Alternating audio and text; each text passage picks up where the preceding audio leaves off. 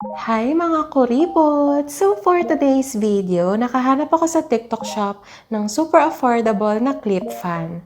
Nagustuhan ko nga itong fan na to kasi napaka-handy niya at pwede mo siyang i-clip kahit saan. May kasama na siyang battery at pang-charge. Sa sobrang laki nga ng pang-clamp nito ay pwede mo siyang i-clip kahit saang bagay. Meron pa siyang kasama na anti-slip, sa ilalim mo siya ididikit.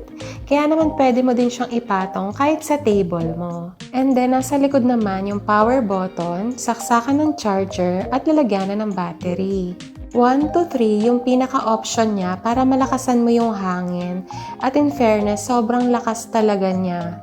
For me, ay pwedeng-pwede gamitin ito sa mga outdoor, lalo na kung pupunta kayo sa may init na lugar.